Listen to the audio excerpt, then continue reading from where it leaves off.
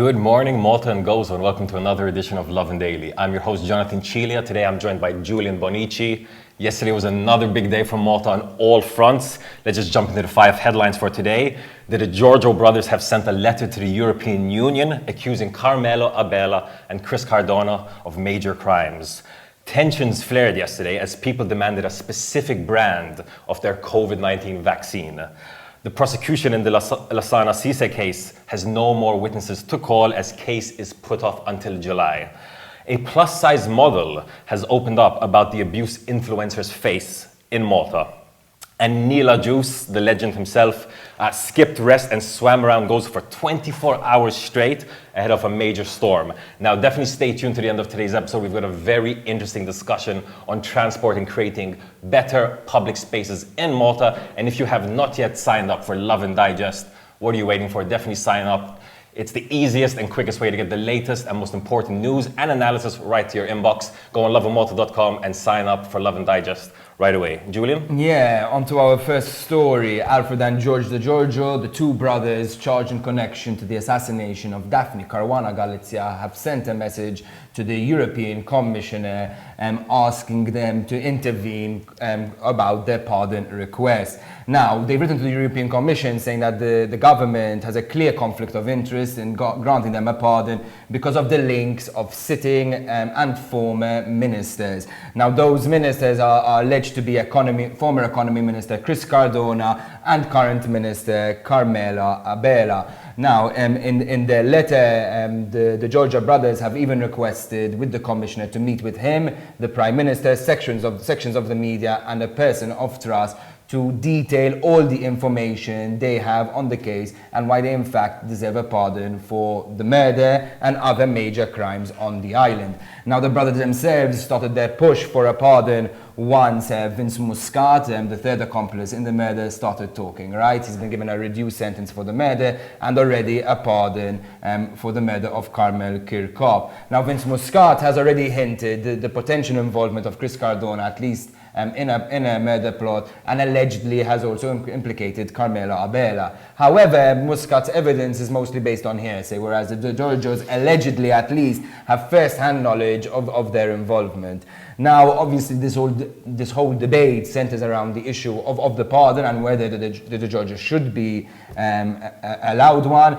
My personal opinion, I'm not really all for it. Remember, these are hardened criminals, career criminals, and I don't think they deserve to get off scot-free, considering all the crimes they've had. However, there was actually a little bit of an update this morning, John. That's exactly it. So, first of all, I think on that point, I think it's very important to note that they've escalated this to the EU now. So clearly, there's no limits to these guys trying to get their pardon. They're clearly going to exhaust all, roads to get that pardon. And before we get to what happened today, just to note, Chris Cardona has once again denied being involved in any misdoings. And just today, Carmelo Abela was in court again, appearing in court as part of another case, an ongoing libel case involving PNMP Jason Azzopardi, who has, said that Abela was involved in a failed 2010 HSBC bank heist.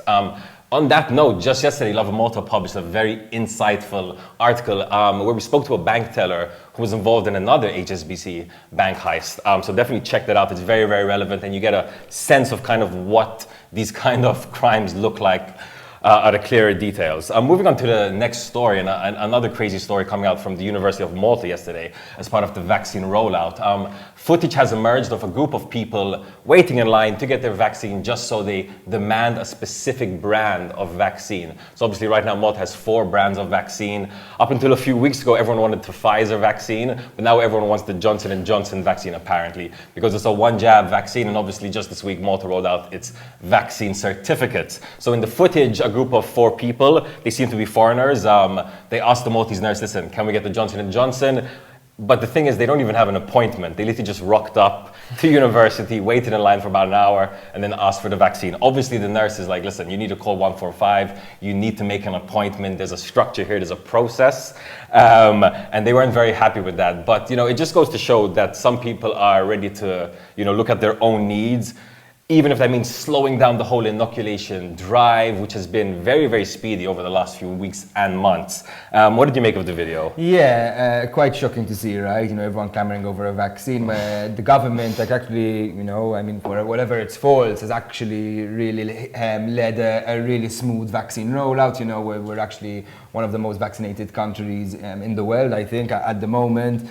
What I think maybe the government should start exploring, right, is ensuring that vaccines are going to foreigners and maybe non-residents of Malta, right? So that might be the rush for people really desperate to get the vaccine, you know, especially if you're not from here, wanting to return back home, you know, that's limiting you. So obviously there are a lot of those concerns. On my end, I'm actually getting my vaccine today at 12 p.m, so everyone else go and get it. And just like a little bit of a message for all the people who complain about waiting in an hour or an hour and a half queue, be appreciative. This is all free. The government are providing it for you. And as we saw in this video, people are willing to jump the queue just to get it. So just be a little bit more appreciative for the really good work our health authorities are doing in that field. On to our next story. It's about Lasagna Sise, the man who was murdered in May 2019 allegedly by two army officers, Lawrence Caruana and Francesco Fenech, in what's thought to be a racially motivated murder in the country. Now, yesterday, after months of waiting because of COVID-19 delays and whatever, the Lasagna Sise case was actually back in court, with the prosecution telling the magistrate on duty that they had no further witnesses to bring to the case. Now that puts the ball firmly in the Attorney General's court, who will now need to issue a bill of indictment for the two men to finally go to trial. We don't really know what's going to happen. All we do know is that the next sitting is in July, but you know, it's been already 2 full years since Lasagna Sise's murder, and we haven't even gotten to the trial stage yet. When it comes to Lasagna Sise, he's actually still in Malta, still in a morgue, waiting to be repatriated back home, and he hasn't even found justice in Malta yet. Now, Lasagna Sise's case is not a unique one. There are tons and tons and tons of people in Malta waiting for justice to be served, but our inefficient courts simply can't deliver it. No, it's actually a bit mind-blowing when you think of the delays that we're seeing in this case. Make no mistake about it, the Lasagna Sise case is a very important case, and many, many people are waiting its result, from migrant communities to NGOs and activists and civil society in general. I do hope that come July, we do see a development in this case, not another delay or deferral or something of that sort, Ash. This is a very, very important case for Malta. Moving on to the next story, a bit of an interesting story when it comes to social media and its effects on people's mental health. A prominent plus-size model, Emily Jones, she has over 300,000 followers across her social media platforms, has opened up about some of the messages, horrid abuse that she receives on a daily, if not regular basis. And it's not just her, influencers face all the time. So she's spoken out and said, listen, quote, "We are not your punching bags. Influencers are not there just for you to have a bad day, go home and just flood their inbox full of terrible messages." She actually shared a couple of messages. One person, a total stranger, took aim at her, her body, her size, as well as her mother and father. You know, I can't imagine what it must be like showing your body, going out there, showing your life in public, just to get those kind of messages on a regular basis. You know, she brought up questions over whether young models or young influencers who are entering the industry are ready for it, if they know that once they put their face out there, they're opening themselves up to people just bombarding them with messages, total strangers.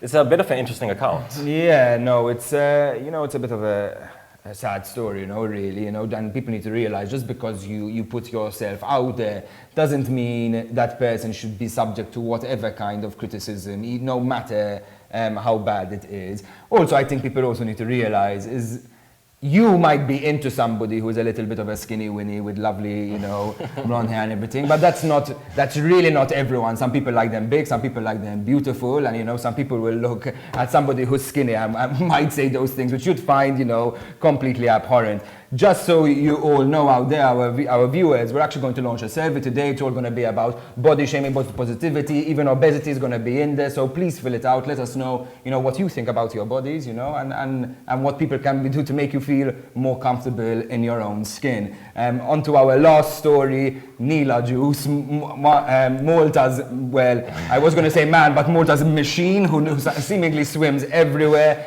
was training this week for his record-breaking swim from Tunisia and Sicily, but the bad weather put that all in a tailspin. Yesterday, Neil announced that he was going to forego a 12-hour rest period and just swim around Gozo twice, as though that's something completely normal to do. And because of the bad weather and obviously swimming against such strong currents was going to be a really challenging feat. Unfortunately, he had to stop about 10 hours in. Obviously, because he's swimming against force 5 currents, it's super, super difficult. But still, it was really an impressive few days of training, right? Over the past 4 or 5 days, he swam a total of 41 kilometers in Maltese seas. I mean, I get tired after swimming for maybe 15 minutes, you know, so it's a really impressive feat as he's working towards a really exciting record-breaking attempt. You know, Neil Adjus is as close to a living legend as we have in Malta in 2021. And as you look outside, you know, we saw just this morning there was bad weather. There were strong winds, force 5 winds. I can't even imagine what it's like swimming in the middle of the night with force 5 winds against you after hours of swimming. So once again, Neil, you know, Malta's behind you. The Lovin Malta team is definitely behind you. And guys, if you are not following Neil Adjus on his Instagram and his Facebook, you need to like that page and follow. The guy's got some incredible updates and it's a really stupendous story. That brings us to the end of the first part of today's episode. Definitely stay tuned for the second half where we're going to be having a very interesting discussion on transport and creating better public spaces in Malta. But before that, we're going to cut to a quick video right now. What would you do if you were looking through some old family photos and you saw someone who looked a bit out of place? That is the premise of Antoinette Borch's Fitishni. In English, it means look for me or search for me. It's about a boy called Jack. He goes on a journey that spans 7 decades. The Civil War in Spain, Second World War in Malta, and other historical events. Published by Merlin, is a cracking read. It's a very plot-heavy book. Lots of action, there's some twists and turns, and there's even some stuff that's beyond the grave. It's totally unpredictable, and you will not put it down.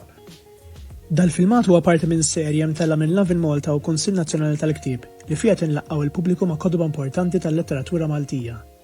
Hemm ħafna x'tiskopri hemm barra.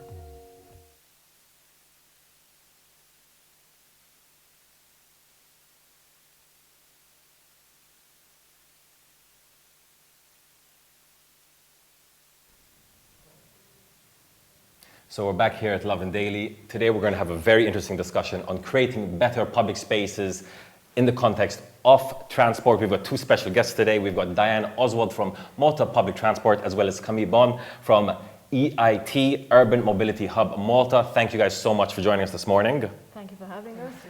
So, you know, I wanted to speak to you guys a little bit about this very, very important topic, public spaces. You know, it's something that you hear about regularly in Maltese media. Obviously, we're on a tiny island. We don't have that much space to begin with, so it's definitely a challenge, both for, you know, authorities as well as people who are planning ahead. So when it comes to the Maltese context, how is it? Is there a better way to integrate transport as well as public spaces and urban planning? Okay, so I think everyone would agree that we all want more public space. We all want more car-free spaces. So the first step that everyone has to make is actually reduce our car use. Because if we all keep on using our cars, then there's going to be more and more cars on the road. But if we all take a step back and check which trips we can do with alternative transport or not to do that trip altogether, if we have a meeting, if it can be replaced by a phone call, you know, less cars on the road. If there are less cars on the road, then there's going to be more open spaces for everyone to enjoy. Now, we've all heard, you know, a lot of reasons why people will not change to alternative transport. They say if public transport is more efficient, I will get on the bus. If there are cycle lanes all over Malta, I will ride my bike. You know, if the weather wasn't so hot, I would walk more. But I think we have to realize that alternative transport will never be as attractive or as efficient as our own private car. However, we've seen the change in the past few years about single-use plastic. Single-use plastic was much more convenient and much more efficient than its replacement, you know. If you use paper straws, the taste is different. If you use paper bags and you put something cold, it's going to rip. But we all know that single-use plastic is bad for the environment. In the same way, we have to realize that our cars are causing damage, they're harming the environment, and the emissions are having a severe impact on climate change, And we all have to do that little step to reduce our car use, not give up cars altogether. I mean, we have to be realistic. But I think we all can find that one trip once a week, you know, even if we start once a month, and replace it or reduce it. No, you've raised some really good points, and I do appreciate the realistic and practical approach to this. So what's interesting in Malta in 2021 is that we've got so many new forms of alternative transport. I mean, we had the fast ferry recently, you've got e-scooters, carpooling, so you're seeing a lot of changes. One of the changes that people are discussing is pedestrianizing streets and localities. Is this something that you think we're going to be seeing, and is this important to do in Malta? Yes, I think it is important in Malta, and like one of the many positive outcomes of the pandemic is that people are starting to experience their streets without cars, with less traffic, better air quality, less noise reduction, and so people have started to understand like the importance of having access to green areas and better public spaces, and I think we should really keep this momentum going, and it is very positive to see local councils such as Amrun trying to get these discussions with their residents, trying to pedestrianize some streets, and we should start reclaiming back like the space that was previously used by the cars, to use it for maybe better squares, better public settings, to put more greens in our cities. So then the space becoming more attractive and more convenient for people to walk, to cycle, and then it becomes like the most obvious options for short trips in our localities. So when we look abroad, is there any cities or models that we're seeing that, look good to us, that are successful? Yes, I mean, you can look at cities like Bern, you can even look at London, where Oxford Street, it's completely banned for cars, they can only cross at intersections. Very true.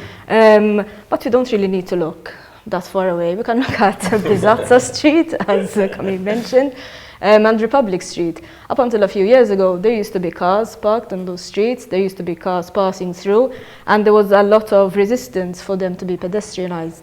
But I bet if today you go and ask any person who has a business on that, one of those two streets, would you like it to go back to how it was? No one would want it, because the amount of commercial activity that's generated from pedestrianization is it's incredible, Now, Camille, I wanted to speak a little bit about your organization, EIT Urban Mobility. What is it exactly, and what's its goal? What are we trying to aim towards? So EIT Urban Mobility is like a great network of professionals that trying to accelerate sustainable mobility and make our space more livable.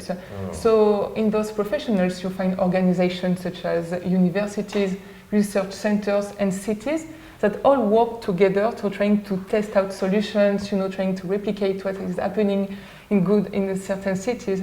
And EIT Urban Mobility has a local presence in Malta, like the Malta Hub, which is managed by 3 organizations: Project Eagle Foundation, a non-profit organization in the mobility sector, MCAST, and the Valletta Design Cluster. And what we are trying to do is also like to facilitate and to bring this knowledge and this innovation so we can also test out of this innovation and pilot them in Malta so we can improve our quality of life as well. It's really, really good to hear that there's so much thought and interest in innovating the transport area, which is such a central area to Malta and always on people's minds.